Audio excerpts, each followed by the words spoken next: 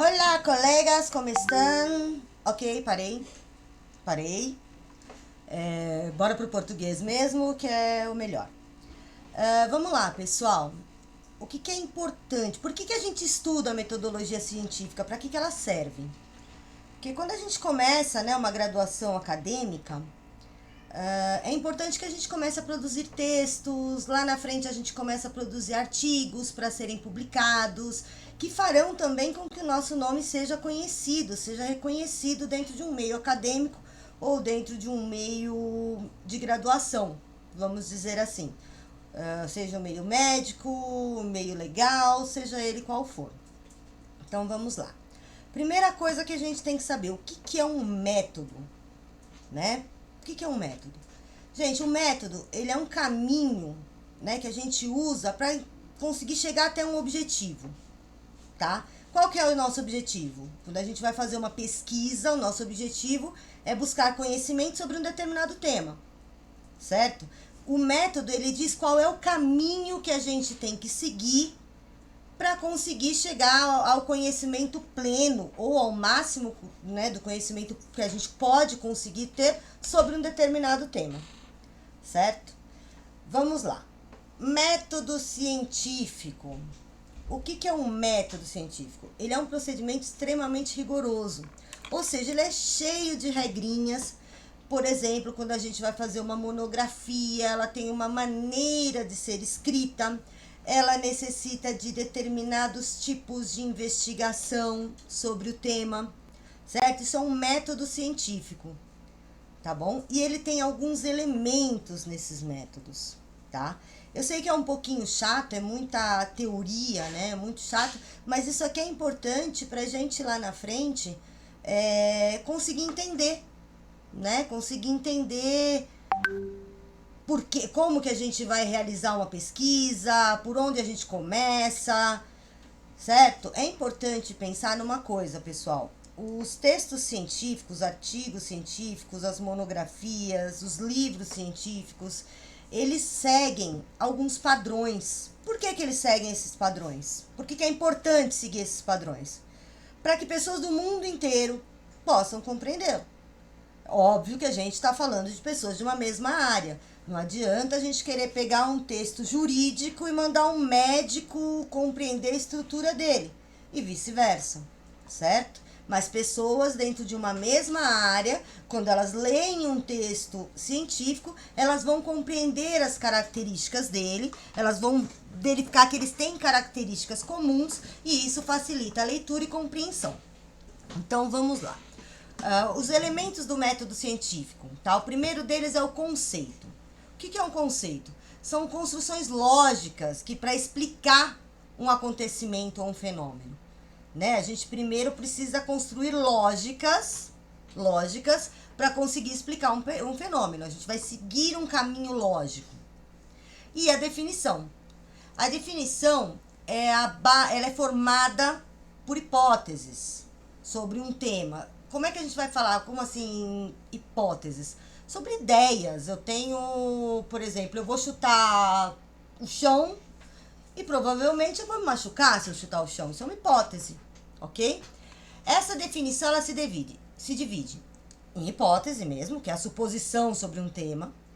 As variáveis, que é o que estava dando tanta preocupação, né, que estava ficando tanto em dúvida. O que são as variáveis? As variáveis são aquilo que pode variar dentro de um estudo. Por exemplo, eu vou fazer um estudo com uma comunidade que possui 50 pessoas. Essa comunidade que possui 50 pessoas, se durante o período do meu estudo, por exemplo, 10 delas ficaram doentes, eu vou ter uma variável aí. Pode ser que 10 fiquem doentes, pode ser que 20 fiquem doentes, pode ser que ninguém fique doente, certo? Elas variam o resultado, entendeu? Do nosso estudo. Eu posso fazer, por exemplo, um estudo com 10 pessoas, com 20 pessoas ou com 50 pessoas. Isso são variáveis, tá? Dimensão. O que é a dimensão? É todo aspecto que serve para definir aquele fenômeno. Por exemplo, eu escolhi um grupo X O meu estudo vai ser em cima, por exemplo, dos alunos do primeiro semestre da Maria Serrana, em medicina. Então, eu defini a dimensão do meu estudo, vai se basear ali, nessas pessoas. Ela não vai compreender todos os alunos da Maria Serrana, nem toda a população de Cidade Leste, nem todo o Paraguai. Ela se define, ela tem uma dimensão, e essa dimensão são os alunos do primeiro semestre de medicina da Maria Serrana. E os indicadores? São os componentes, os índices que vão ser estudados. O que eu vou estudar em relação aos alunos do primeiro semestre? Eu vou estudar quais que estão com facilidade ou dificuldade em tal matéria. Eu vou estudar aqueles que moram, vou diferenciá-los por aqueles que moram em Cidade Leste, outros que moram em Foz do Iguaçu. É aquilo que indica pra gente, são os componentes desse meu estudo. Então vamos mais pra frente, vamos falar de investigação científica. O que é uma investigação científica? A investigação científica ela é um processo sistemático, ela é crítica, ela é empírica. O que significa ser empírica? Tá? Ser empírico, ela é baseado em ela tem uma base científica, uma base de testes, vamos dizer assim. Por exemplo, um estudo científico, um estudo empírico, ele é mais ou menos assim. Tá lá uma primeira hipótese. Todos os homens têm barba. Primeira hipótese. Segunda, João tem barba. Aliás, caramba, desculpa, gente, que eu tô gravando de uma vez aqui. Vamos lá. Um estudo empírico. A primeira hipótese, todos os homens têm barba. Segunda hipótese, João é homem. Logo, João tem barba. Se a primeira hipótese for confirmada, a terceira hipótese é confirmada. Isso é um estudo empírico, tá bom? Então, assim, os estudos empíricos, os críticos, os sistemáticos, eles se aplicam ao estudo de um tema na investigação científica. Como é que pode ser essa investigação? O que pode ter, né? O que tem que ter nessa investigação científica? O que pode ser visto na investigação científica? Primeiro, ela pode ter um enfoque quantitativo. O que é um enfoque quantitativo? É aquele enfoque descritivo. É quando você vai lá e recolhe dados, né, para comprovar uma hipótese, para comprovar uma ideia. Geralmente ele é feito mediante de questionários, enquetes, tá? E ele se liga diretamente com o estudo da diferença entre grupos. Por exemplo, você tem lá fulano da classe A, outros da classe B e outros da classe C. Quantas pessoas da classe A costumam comprar televisores de tal tamanho? Quantas pessoas da classe B? Quantas pessoas da classe C? Ele vai relacionar, o enfoque quantitativo, ele vai relacionar a quantidade, tá? E nesse enfoque é importante o quê? Que o investigador seja neutro. Ele não pode emitir qual é a opinião dele, porque ele é unicamente quantitativo. Lembrando que ele é o único tipo de investigação que pode estabelecer uma relação entre causa e efeito. Lembra daquilo que eu falei sobre quantas pessoas da classe A compram determinado aparelho de televisão?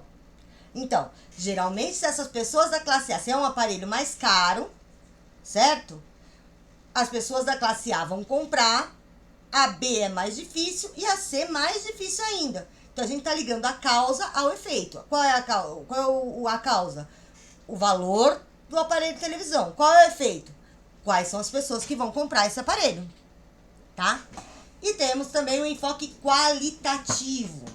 O que é o enfoque qualitativo? É aquele que ele estuda o passado, ele estuda situações que aconteceram para poder explicar o presente e tentar prevenir problemas futuros, tá? Relacionados com o tema. Por exemplo, vamos falar da Covid-19, né? Da pandemia que a gente está passando por ela. Percebe-se, né? A comunidade científica percebeu que quando as pessoas usam máscara, elas vão transmitir menos vírus, né? A possibilidade de você pegar o vírus, né, o SARS-CoV-2, é menor se você estiver protegido. Então, se é assim, se isso foi visto anteriormente, o que deve se fazer? Usa-se máscara para evitar que esse vírus se propague. Isso é um enfoque qualitativo, tá? Ele pega dados que já foram, né, que já foram observados, entendeu? E parte de uma ideia de uma literatura que já é existente, de algo que já está sendo estudado, tá? Uma coisa que é importante, gente. Ambos os enfoques, tanto qualitativo quanto quantitativo, eles buscam observar, tá? E validar os fenômenos. Eles revisam uma prova de análise, eles propõem novas observações e eles validam essas observações para fundamentar suas ideias, tá? Ambos. Seja lá no quantitativo, para comprovar que um aparelho televisor é muito caro, por isso a classe A consegue adquirir e não a classe C, tá? Ele vai, seja para comprovar isso, seja, por exemplo, para a gente poder comprovar que o uso da máscara auxilia em uma, eu não vou dizer prevenção, mas uma menor liberdade de infectação do vírus SARS-CoV-2, tá bom? Vamos lá. Quais são as fontes de investigação científicas, tá? As fontes de investigações científicas são várias. A gente não deve se reter, não deve se manter somente, por exemplo, naquilo que está no slide, seja nesse, seja da professora. Você pode ter fontes de investigação científicas em número muito grande. Porque eu posso buscar uma fonte na minha experiência pessoal, eu posso buscar uma fonte em um material que já foi escrito, em um programa de rádio, na internet, numa entrevista, em um livro. Eu posso buscar fonte de investigação com um professor, com um cátedro. Eu posso procurar eu tenho uma série de fontes, elas não são fechadas, tá bom? Agora, vamos lá, vamos para a parte que é uma partezinha que muito nos interessa. Como é que é feita a investigação científica na saúde? Tá? A investigação científica na saúde, ela é um processo de produção de conhecimento que ela tem como objetivo estudar as condições de saúde de uma sociedade e dar respostas para essas condições de saúde, né? Então a gente vai ver, olha, em tal comunidade está tendo um surto de cólera. Vamos ver por que isso está acontecendo. Vamos ver quais são as atitudes que devem ser tomadas para que a gente consiga controlar esse surto e por aí vai, tá? A investigação científica na saúde, ela está voltada literalmente à saúde do cidadão dentro de uma sociedade ou à saúde de um grupo social, ok? Quais são as técnicas e as ferramentas que a gente possui para conseguir desenvolver as investigações científicas? Vamos lá. Vamos começar pela sistematicidade, tá? Por quê? Porque a investigação científica ela se baseia na construção de ideias de maneira organizada. Por isso que ela é sistemática. Não adianta a gente querer misturar, por exemplo, a história da cólera na África com o que aconteceu, com quantas pessoas costumam se suicidar na América do Sul. Vamos dizer assim. Não adianta, a gente precisa ter ideias de maneira organizada e coerente. Não dá, quando a gente vai trabalhar com investigação científica, não dá para querer abraçar o mundo. A gente precisa escolher um tema e dentro desse tema a gente tem que ser bem sistemático. Trabalhar dentro dele, para não começar a fugir e encher linguiça, como a gente costuma falar, certo? Metodicidade é um método. São os modelos de trabalho que a gente segue. Quando a gente vai escrever um artigo, como ela estava falando hoje, você tem um modelo para seguir. Você vai seguir, na hora da escrita daquele artigo, por exemplo, um modelo que tal revista científica pede que você siga. Quando você vai fazer uma monografia, um TCC na universidade, a mesma coisa. Você vai seguir os modelos que a universidade pede que você siga. Isso é a metodicidade. Generalidade. Isso aqui é muito importante, gente. O conhecimento científico, a ideia, o objetivo do conhecimento científico não é manter o conhecimento unicamente preso em uma só pessoa. Ao contrário, A ideia é transmitir esse conhecimento ao maior número de pessoas possível.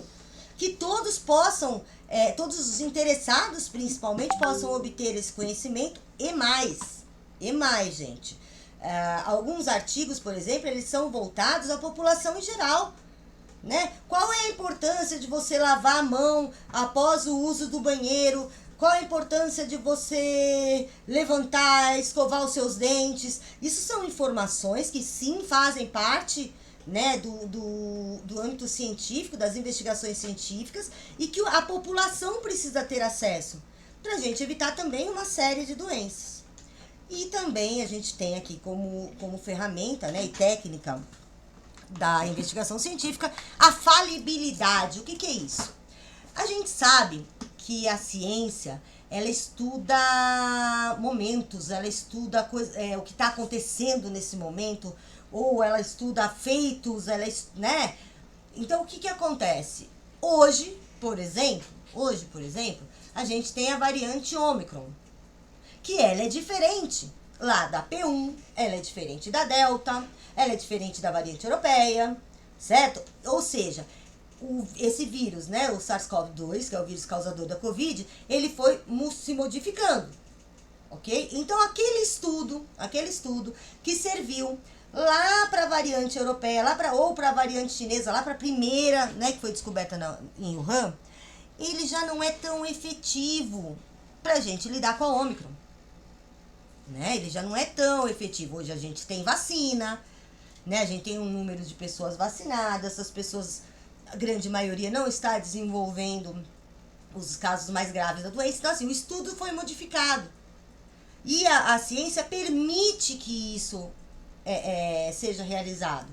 Não é porque o primeiro cientista foi lá e falou sobre a Covid-19, quando foi descoberto o SARS-CoV-2 lá em Wuhan, que hoje tem que ser seguido aquela base, porque as coisas mudaram. Então, elas vão se modificar, ela vai se redimir, certo? Ele vai ser modificado, e a ciência permite isso, certo? Ela permite que a gente reconheça conceitos errados, certo?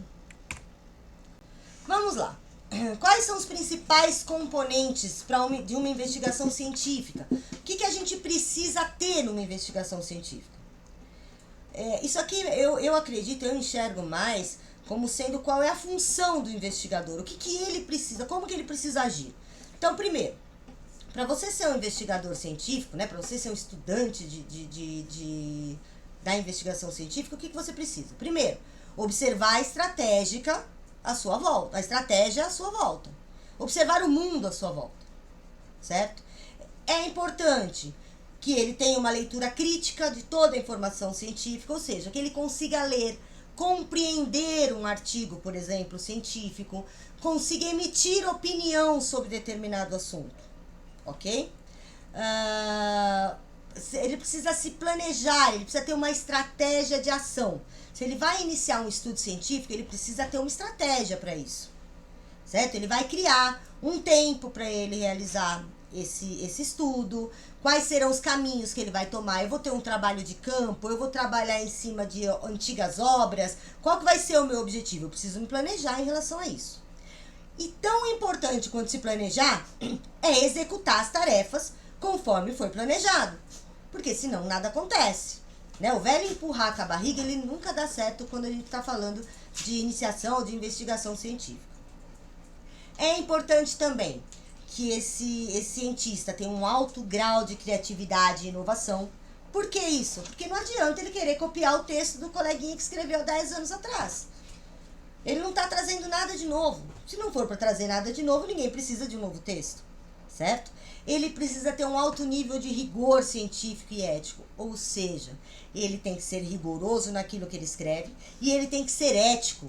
É muito importante, por exemplo, você citar os autores que você utilizou. Você não pode se apropriar da obra alheia. Não dá para se apropriar da obra do amiguinho. Por isso é muito importante ter ética, tá? É importante ter o pensamento crítico e analítico, né? Que é só conhecer, conseguir analisar determinadas situações. E aqui sim, mais um ponto que é a habilidade para trabalho em equipe. Se você não está pretendendo escrever uma monografia, se você não está pretendendo escrever um artigo científico sozinho, é bom que você saiba trabalhar em equipe.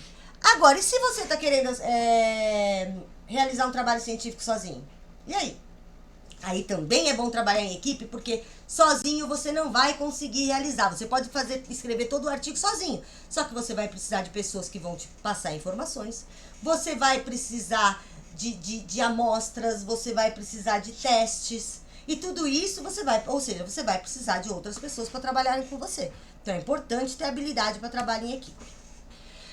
Chegamos nas variáveis. Gente, eu tô dando um passando rapidinho, porque eu sei que vai ficar meio longo esse vídeo, tá? E é meio chato também, é uma matéria bem chatinha, mas é porque é muita coisa, é uma matéria muito grande, tá? Então eu tô pegando as principais bases para ver se eu consigo, se a gente consegue, né, entender essa matéria, pelo menos naquilo que vai ser realmente importante pra gente. Não só importante agora, porque tá fazendo um nivelamento, que na verdade nem reprova, não, mas importante pra gente levar pra nossa vida acadêmica, tá bom? Vamos lá. Variáveis dependentes, independentes e intermédias. Quais são essas variáveis? O que são as variáveis independentes? Elas são aquelas que elas influenciam no resultado, mas elas não são influenciadas por eles. Por exemplo, um estudo realizado em uma sala de aula, tá? Sobre o número de pessoas com gripe. A sala de aula é uma variável independente, porque ela não vai se modificar. O número de alunos que existem naquela sala de aula, que estão lá na lista de chamada, não vai se modificar pelo resultado do estudo. Vamos dizer que eu tenho uma sala com 40 pessoas e 10 estão com gripe, a sala continua tendo 40 pessoas, certo? A sala continua tendo 40 pessoas, a não ser que elas morram, esperamos que não, mas continua tendo 40 pessoas. E as variáveis dependentes? São aquelas que elas dependem, tá? Do aspecto de outras variáveis, do efeito de outras variáveis. Por exemplo, quantas pessoas estavam na sala de aula... Desculpa, gente. Quando foi realizada a pesquisa? Isso depende da quantidade de pessoas que estavam com gripe, correto? Desculpa, gente, beber alguma coisa que minha voz já tá indo embora.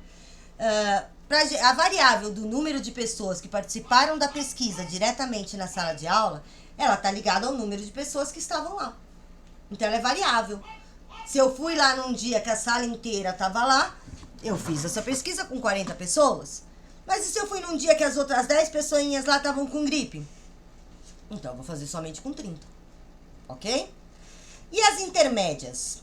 São aquelas que elas estão no meio ali, meio causal entre uma variável dependente e uma independente. Por exemplo, eu tô lá na sala de aula, né, que eu tô tentando descobrir quantas pessoas tiveram gripe.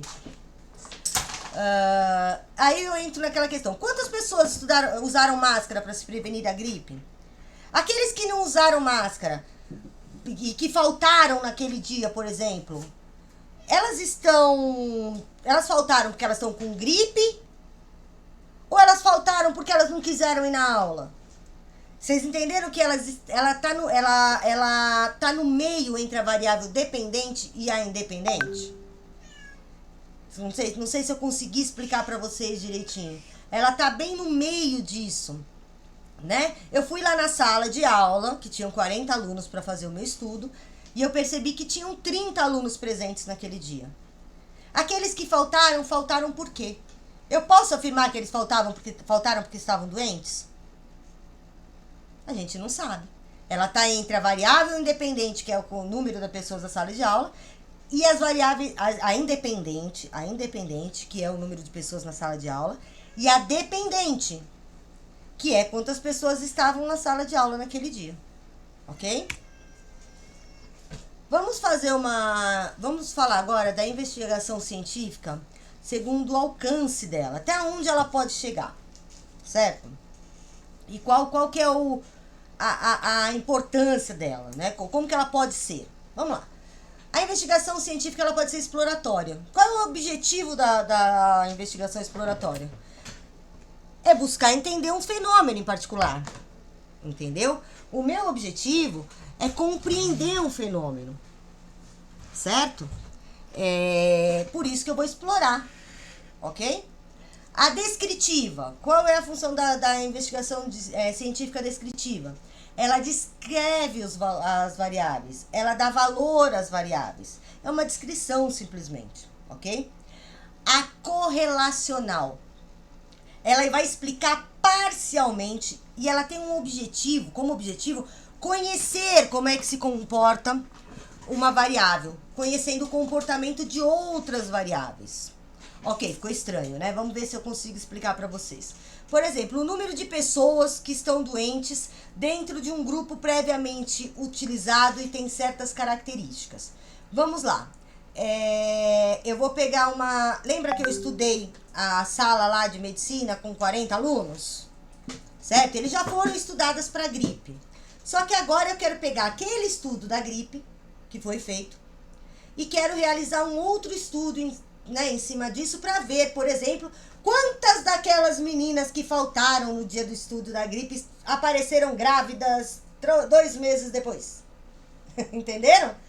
Eu estou relacionando a minha pesquisa com uma pesquisa que já foi realizada anteriormente.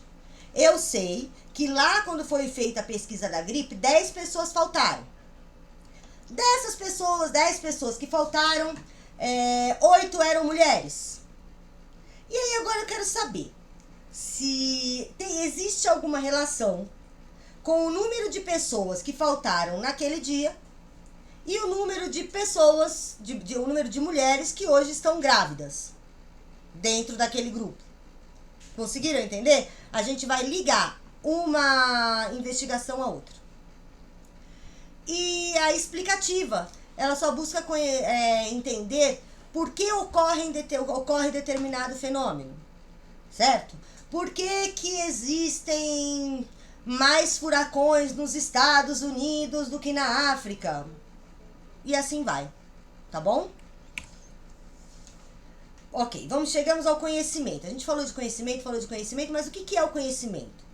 Conhecimento nada mais é do que a maneira que, o processo que o homem tem para refletir na sua mente as características do mundo, as condições do mundo que ele vive, aquilo que ele enxerga à volta dele e que ele já sabe. A gente já sabe que, por exemplo, para sair de um quarto com a porta fechada, a gente precisa fazer o quê? Abrir a porta. A gente possui o conhecimento de como se sai de um quarto com a porta fechada. É simplesmente isso, é bem simples, tá?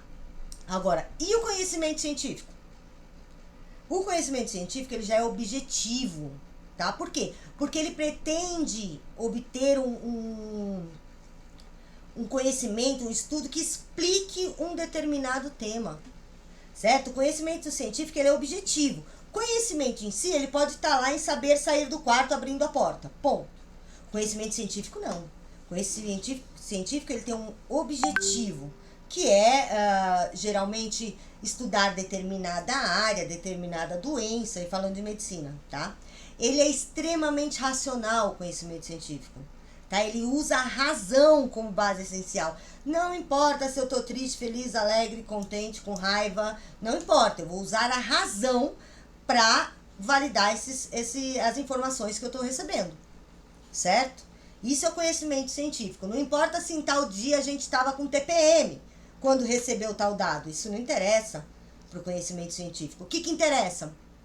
Interessa que a gente seja racional para poder validá-los, tá?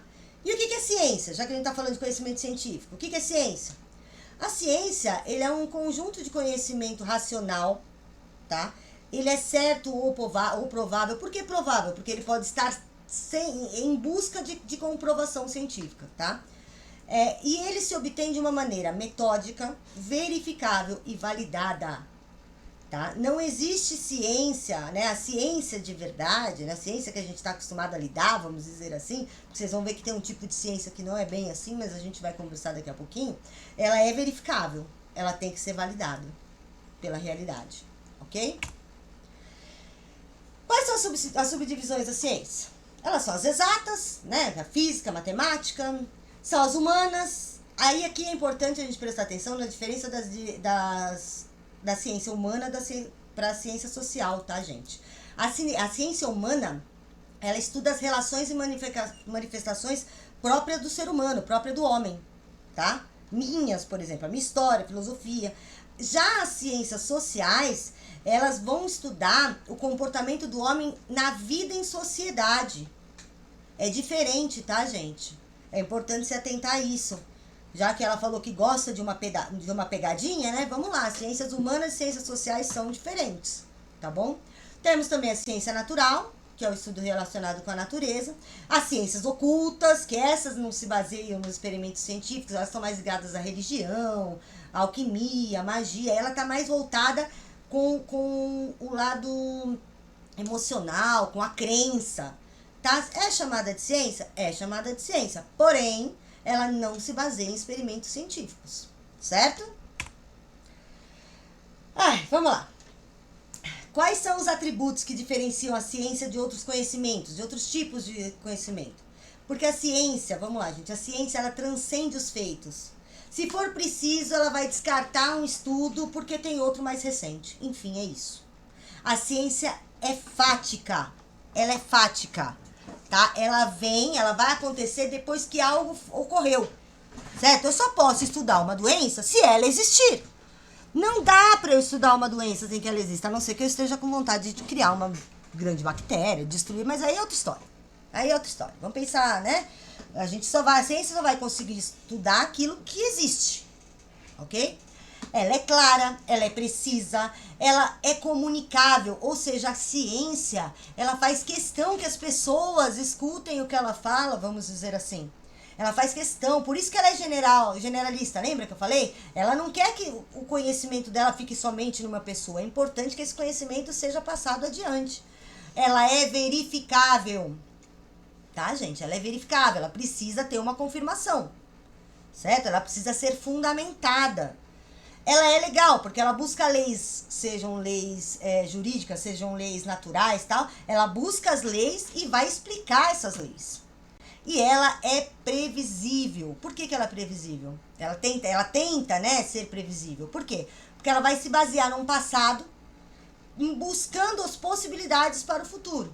Ela vai buscar os conhecimentos do passado, ou seja, olha, em tal situação, as pessoas agiram desta maneira e isso deu certo. Então, ela já sabe que agir de determinada maneira dá certo em determinadas situações. Então, ela vai na possibilidade de surgir aquela situação novamente, o que ela vai falar? Gente, vamos agir dessa maneira. Ok? Ela vai procurar nos conhecimentos lá do passado possibilidades para reagir e para agir no futuro. Ok? Gente, desculpa, tá tocando aqui direto, tá? Mas é que... celular, esqueci de deixar de botar no mudo. Vamos lá. Quais são os métodos? Quais são os métodos para a gente buscar o conhecimento científico? Né? Como é que a gente faz para buscar conhecimento científico? Existem dois métodos mais importantes. Tem outros também que ela descreve, tal, mas lá na vida de vocês vão usar esses dois, principalmente. É o método lógico-indutivo e o hipotético-dedutivo. O que significa isso? Vamos lá, vamos explicar o método lógico-dedutivo. Aliás, lógico-indutivo, desculpem. O lógico-indutivo, ele é um estudo que parte de casos particulares, utilizando uma formação de hipóteses e a investigação de leis científicas e demonstrações. Nesse caso, a hipótese se deriva da indução. Ou seja, eu vou pegar um caso particular meu, da minha família, ou de alguém que eu conheço, ou que eu li em determinado local, e eu vou partir dele para realizar uma investigação científica. Já o método hipotético-dedutivo, o próprio investigador propõe hipóteses baseadas em estudos prévios que já ocorreram. Certo? Por exemplo, são aqueles estudos que vão se basear em cima de um artigo científico que já foi escrito. Certo? Em cima de um artigo que já foi escrito, ou seja, não é algo particular. Não é algo que pertence àquele investigador, àquele cientista. Ele está pegando a base de um outro cientista para trabalhar em hipóteses em cima daquilo. Já no indutivo, não. No indutivo, ele vai partir dele. Ele vai partir das ideias dele. Beleza? É importante A dedução, ela parte, tá? A dedução, ela parte do geral para o particular. E a indução do particular para o geral. Então, assim, se é indutivo, tá partindo de mim para o mundo. Se é dedutivo, eu tô partindo do conhecimento geral para mim. Certo? Ou do conhecimento de um determinado artigo ou de um determinado cientista para fazer o meu trabalho. Gente, se não estiver dando para entender, vocês mandem as perguntas para mim que eu vou explicando para vocês, tá bom? Vamos lá. Projetos segundo tipo de dados. Tá? Os dados que a gente vai usar nos projetos. Eles podem ser primários ou bibliográficos. O que são os primários? Primários são aqueles que são obtidos de dados diretamente, os dados são obtidos diretamente pelo investigador. Ou seja, eu vou atrás da coleta de dados, eu vou consultar esses dados, né, que podem estar numa comunidade, que podem estar no governo, né, em uma base governamental, que pode estar numa universidade, pode estar numa farmacêutica. Eu estou indo atrás, eu estou coletando esses dados diretamente. Isso é o projeto primário, ok? Agora, e o bibliográfico? Como é que funciona o bibliográfico? No bibliográfico, esses dados eles são obtidos através de outros dados já feitos, de outras interpretações já feitas por outros investigadores. Por exemplo, quando eu vou fazer um estudo em cima de alguns artigos escritos por outros cientistas. Vamos dizer que eu percebo que vários cientistas escreveram sobre determinado assunto. E quero escrever um artigo baseado nas diferenças desses outros artigos. Isso é o quê? Isso é bibliográfico. Não sou eu que estou indo atrás, que estou coletando dados. Eu estou usando dados, tá? Eu estou usando dados que alguém já coletou. Correto? Vamos lá. Tipos. Gente, desculpa, peraí que eu vou ter que tomar um pouquinho de água aqui, porque minha garganta tá terrível.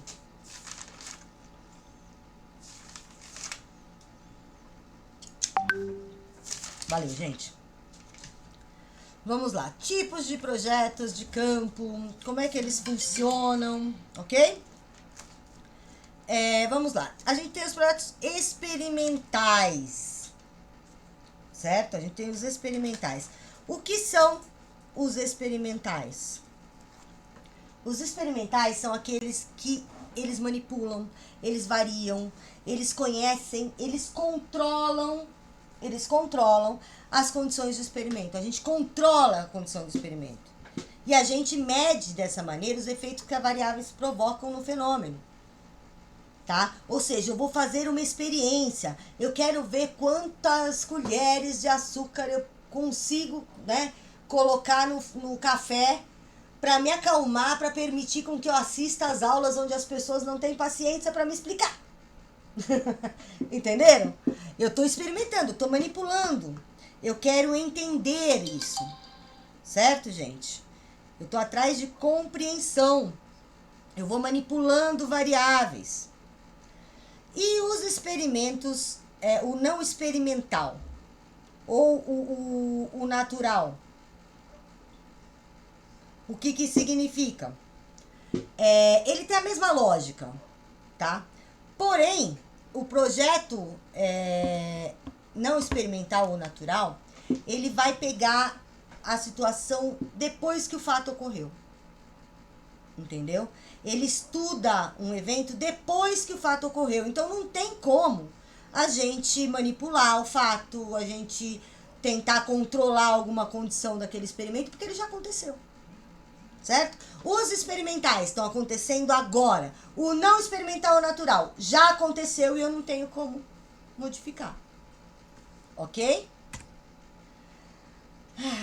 Vamos lá. Os projetos sincrônicos e diacrônicos. O que são isso? O que é isso? Nossa Senhora. O que é isso? Projeto sincrônico são aqueles que a gente observa um feito como ele acontece em um determinado momento. É como uma foto, lembra que a professora falou? Como uma foto, eu vou observar como está acontecendo naquele momento. Por exemplo, eu vou verificar quantas pessoas ficaram doentes em uma comunidade em um determinado momento, certo? Eu vou buscar a causa e o efeito. Eu vou partir do efeito para a causa nesse caso. Qual é o efeito? A enfermidade. Qual é o efeito? A enfermidade. Qual é a causa? Eu troquei aqui, tá, gente? Qual é a causa? Eu vou buscar o que causou. Qual foi o problema que causou aquela enfermidade, certo? Vamos ver se eu vou conseguir explicar melhor pra vocês. Gente, eu não tô com texto aqui, tá? Eu só tô com ele aberto aqui, falando sobre o tema. Então, se eu der meio que uma enroladinha aí, vocês desculpem, tá bom? Então, vamos lá. O sincrônico, ele passa do efeito à causa, tá? Por quê? Eu tenho uma comunidade doente. Qual é o efeito? Eu quero entender por que essa comunidade está doente. Eu vou do efeito, que é a doença, para a causa. O que causou essa enfermidade? Certo? E os diacrônicos? Os diacrônicos, ele diferencia a evolução de determinado estudo entre dois grupos diferentes. Aqui ele vai da causa para o efeito. Por exemplo, eu verifico em duas comunidades diferentes, com costumes diferentes, quantas pessoas ficaram doentes com tal enfermidade. Eu vou ver a causa delas ficarem doentes e ver qual é o efeito que foi causado por essa enfermidade, certo? Eu vou da causa, que é a enfermidade, até o efeito, o que ele causou nessa comunidade. Aquela parte chatinha, né? Eu gosto, gente, mas assim, o que a gente tem que lembrar é o seguinte, a bioestatística, a estatística, a gente vai estudar bastante lá na frente, a gente vai prestar bastante atenção, vai ter que se atentar bastante lá na frente, porém agora não é hora da gente se agarrar em fórmulas, não é hora, agora é hora só de entender o que é estatística. Estatística é uma palavra que a gente usa para se referir a dados que são registrados, características que são calculadas, a um grupo de dados. Ela é essencial para a investigação científica, tá? Já que assim, ela vai nos ajudar a realizar a investigação e a apresentação efetiva de estudo. A gente precisa comprovar aquilo que a gente fala. E tem jeito melhor da gente comprovar aquilo que a gente fala do que a gente provando, por exemplo, através de números? Olha, nessa comunidade foi feito isso, isso, isso e tantas pessoas ficaram assim? Isso é estatística. Geralmente a estatística a gente vai apresentar ela através de gráficos, através nossa, até sumiu a minha... Eu não consigo nem traduzir, ó, maluca. Através de dados, através de tabelas, certo? A informação estatística, ela vai aparecer geralmente numa comparação, ok? Gente, aqui o que é importante falar? Qual é a diferença entre investigação e experimento? Qual que é a diferença? Gente, quando a gente fala aqui no caso de investigação, qual é a diferença entre pesquisa e experimento? O que diferencia a pesquisa de experimento? A diferença é que em uma pesquisa normal, não precisa haver controle, né? Eu posso pesquisar entre tantas pessoas, quantas pessoas fazem isso, não existe um controle direto para isso, tá? Já no experimento, a gente precisa ter tudo controlado. Na investigação científica, todos os dados precisam estar controlados, ok? Não pode ter qualquer dado que a gente perca o controle, ele não pode ser utilizado no experimento científico, tá bom? Então é isso que diferencia, isso é muito importante a gente se lembrar, a diferença entre pesquisa e experimento. Se a gente sai perguntando aleatoriamente, de uma maneira sem controle nenhum, a gente vai chamar de pesquisa e não de experimento. E chegando aqui, nas hipóteses. Gente, o que é a hipótese? É a resposta de um fenômeno, é uma resposta temporal de um fenômeno. Nesse momento eu posso tomar chá, ou tomar café, ou tomar uma cerveja. Elas são as minhas hipóteses, tá? Por exemplo, se eu decido chutar a parede porque eu tô brava com a minha professora, é muito provável que eu vou machucar meu pé, gente. Essa é a hipótese, tá bom? Essa é a hipótese. Pessoal, isso é um en passant, isso é uma base de tudo que foi dado. Eu não acredito que nesse momento seja necessário ou importante a gente entrar em detalhes. Por quê? Porque o mais bonito do estudo científico, né, ou pelo menos da metodologia científica, de quando a gente vai fazer um artigo, escrever um artigo, uma monografia, ou realizar um experimento, é que a gente vai aprendendo conforme ele vai acontecendo, tá? Olhar para vocês agora, por exemplo, explicar cada tópico de artigo, não vai fazer a gente saber escrever um artigo daqui a um ano. Definitivamente não vai, gente. Tá? Somente na hora que a gente senta, a gente vai começar a ler artigos científicos. A partir de um hábito de leitura, a gente vai começar a reconhecer esses detalhes da maneira como eles são feitos. E aí é só fazendo mesmo pra gente aprender. Não adianta eu chegar aqui, por exemplo, e pegar as normas de Vancouver, as normas de Chicago, e a gente começar a ler, porque só vai confundir nossa cabeça. Na hora que a gente estiver lá para escrever, e for preciso que a gente se utilize de, por exemplo, que a gente vai citar, né, um outro autor, a gente vai citar um autor no nosso texto, as regras vão estar lá, e aí sim, você vai olhar a regra, você vai entender, vai ver como que ela é utilizada, e a partir dali você entende. Ficar aqui hoje, fazer um vídeo enorme para tentar explicar como é que você faz uma citação direta ou uma citação indireta.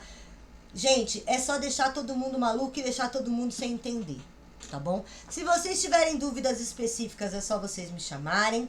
Desculpa aí os engasgos, mas é que eu não tô lendo nada, eu tô falando olhando pro computador, tá bom? E eu espero que eu possa ter ajudado. Gente, beijo, beijo e qualquer dúvida eu tô aqui.